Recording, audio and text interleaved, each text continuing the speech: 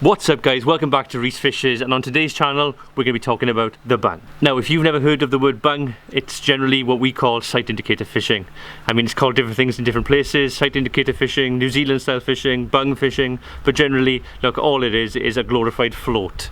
The idea is today is to talk through someone who's never done it before and to give you an idea of what you should be doing, what you should be looking for, and what you should be setting your rod up as to maximise your best chance possible. We've got 3 lines on 3 different reels, and they're all different from all different brands. They all have a purpose when it comes to fishing, but some of them are better for bung fishing than others. Okay, so the first line we're talking about today is Bureo. Bureo do a fly line. It's called a double taper. It's a straight through line with no front head to it. It's really useful for when you're fishing for dry fly fishing or sort of subtle fishing, not really for what we're trying to do today, and that's bung fishing. Okay, so the second line, and my most preferred line, is a Cortland mint green floater. This line is fantastic. It's well priced. This line has a long front head, so it is forward facing, it is weight forward as we would call it in the industry, and effectively you won't need any better line than this for any sort of bung fishing. Anything between 10 to 30 feet, this is your line. I think it comes in reasonably priced, probably around 30 to 40 pounds in the UK, but this is my first choice and I'd always recommend it. And then the big daddy, this is the Air 440 Plus. This line is a weight forward front loaded line, similar to a shooting head, and that's the name, that's where the name comes from, 40 Plus. It's Airflow's way of branding these lines to represent what a 40 Plus does. So this line is the line you want if you're ever fishing maybe a big concrete bowl, a big lake. This is your choice. This is the one line that you want to take. Okay, then now we're going to move on to the bungs. The best way to go forward if you're really serious about trying bung fishing and making it work for yourself is to do homemade bungs.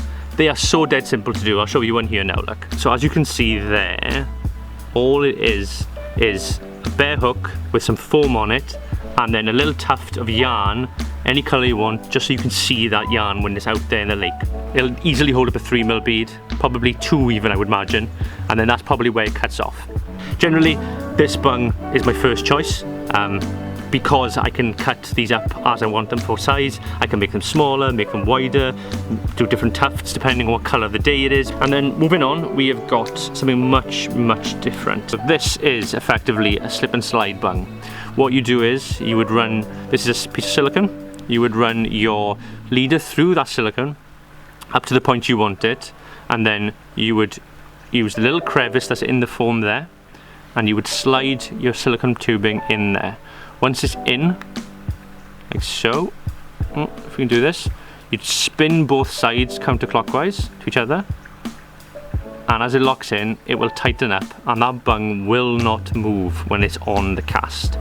Now this is a really good and carefree way of fishing the bung when you want to change your depths up regularly. With a bung, a fish might be feeding at 2 foot in the morning, but by lunchtime when the sun is up, they drop down to 5 foot. So if somebody is fishing a static bung, well, the pain there is you've got to cut everything up, build a new leader, get it to 5 foot, only to then find maybe in an hour the fish come back up and you've got to cut it down again. The beauty of these types of bungs is that they are carefree, they do remove the hassle that comes with the more static bungs. It has its niche for some people who want to just change up quickly depending on what the fish is doing. This again is probably one of my favourite bungs. I'll see if the camera can catch in by there for you. So this is a Bureo bung. This bung, well, you can see, look at the size of it and look how bright it is. There's no chance you're not going to be able to see that dip under if a fish takes it. And generally, what you tend to find is that with a bung like this, there's a hook on the end of it. So you'll run the dropper through here, get back in there, run the dropper through here onto the fly line. You will have fish come and take this bung. This thing will hold up 2 or 3 flies easily, and flies with beads on them as well. This is a solid choice if you're fishing 2 or 3 more flies under a bung at the same time, and generally a good fly if you're fishing a long distance so that you can see it better.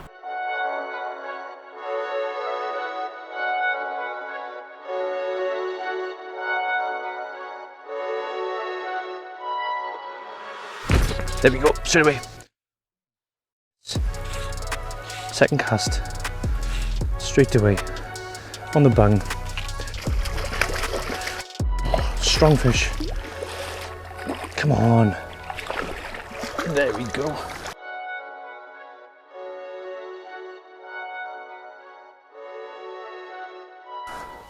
Okay, let's try again.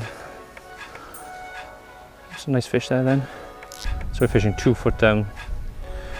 This wind isn't helping greatly, but hopefully it doesn't put the fish off too much. Oh, there we go. Go on, take it. There we go. Yes, there we go. He's running. Oof, he actually smoked that. Absolutely smoked it. He is running. Oh, no, no, no, no, no, no. Step to the trees, out of the trees. There you go.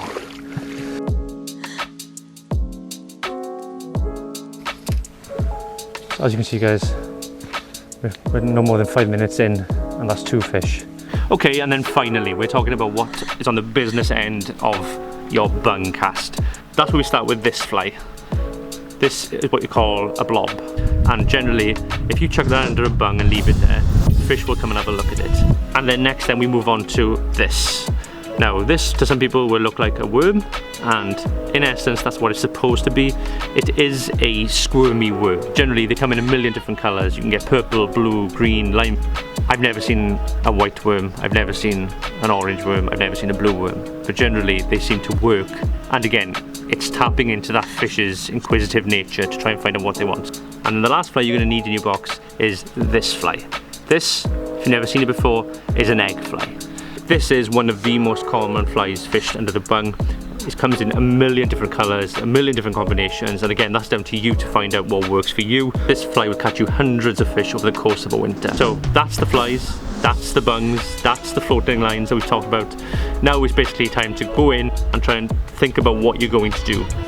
There we go, there we go. Flat calm, perfect conditions. The fish just comes up and takes it straight away. The minute that wind dies, that's exactly what you need when you're bung fishing. Oh, he's digging down deep there. He's going in the weed. No, come on. No, no, no, no, no, no. Stay out. There we go.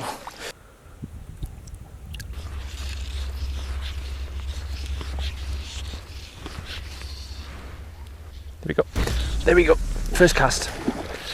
Oh, what's a good fish? Get in here.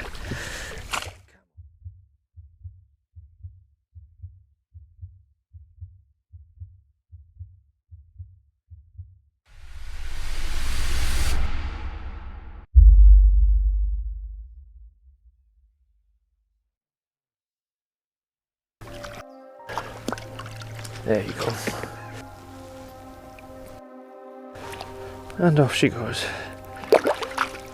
And we are done. Thanks for watching today, guys. Now, if you enjoyed what you saw today, give it a like. If you want to see some more, give it a subscribe. And if you've got any questions about what you watched today, don't forget to hit me up in the comments. Until next time, I'm out. Bye bye.